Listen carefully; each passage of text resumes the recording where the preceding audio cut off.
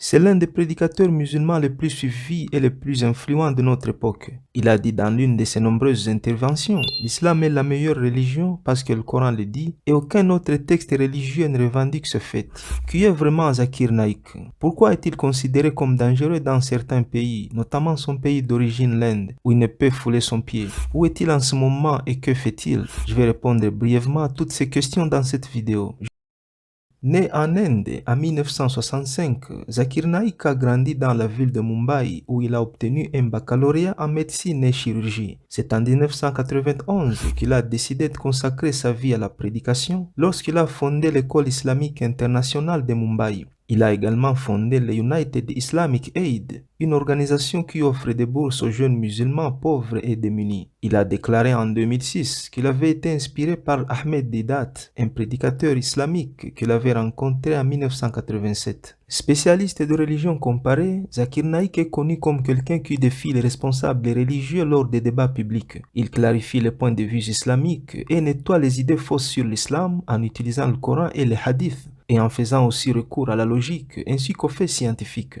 Il est également populaire pour son analyse critique et ses réponses convaincantes aux questions difficiles posées par les participants à ses conférences publiques. En ce moment, il a déjà fait plus de 2000 conférences publiques à travers le monde. Il apparaît régulièrement sur de nombreuses chaînes de télévision internationales dans plus de 175 pays du monde. Plus d'une centaine de ses conférences, dialogues, débats et colloques sont disponibles sur DVD. Il est également l'auteur de nombreux livres sur l'islam et sur la religion comparée. En 2009, Zakir Naik a été classé numéro 3 dans les top 10 des gourous spirituels de l'Inde. Pendant 11 années consécutives, c'est-à-dire de 2011 à 2022, il a été classé parmi les 70 meilleurs dans la fameuse publication annuelle des 500 Most Influential Muslims. En 2015, Naik a reçu le prix international connu sous le nom de King Faisal, en reconnaissance de ses réalisations exceptionnelles en islam. Il s'agit du prix le plus prestigieux dans le monde musulman, similaire au prix Nobel. Le prix consistait en un certificat indiquant ses réalisations, une médaille de 200 grammes d'or, ainsi qu'une somme de 750 000 rials saoudiens, soit l'équivalent de 200 000 dollars américains à l'époque.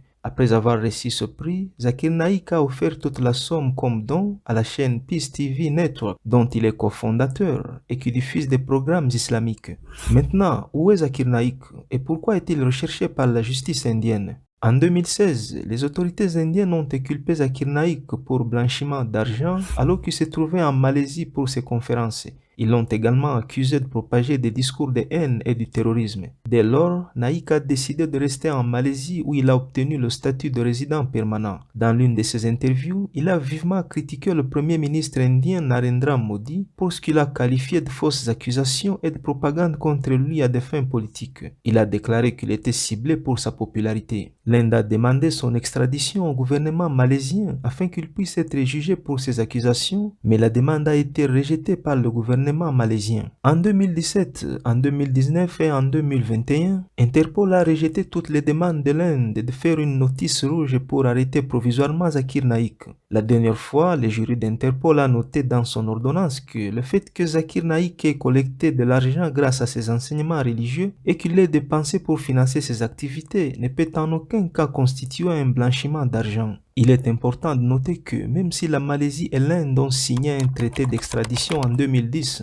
il est très peu probable que la demande de New Delhi obtienne une réponse favorable, car le docteur Naik est devenu très populaire parmi les musulmans malaisiens qui constituent plus de 70% de la population du pays. Selon certains analystes, si son extradition avait lieu, la Malaisie étant un pays à majorité musulmane, serait accusée d'avoir été incapable de protéger un musulman innocent. Pendant ce temps, le docteur Naik poursuit ses activités de diffusion du message de l'islam et continue d'avoir un impact sur des millions de personnes à travers le monde. En 2021, il a lancé Al-Hidayah, une grande plateforme islamique avec du contenu éducatif des célèbres prédicateurs venant du monde entier. Il est également actif sur les réseaux sociaux où il comptabilise plus de 3,5 millions d'abonnés et environ 260 millions de vues sur sa chaîne YouTube. Il a aussi 23 millions de followers sur Facebook. Merci beaucoup pour votre temps. À très bientôt.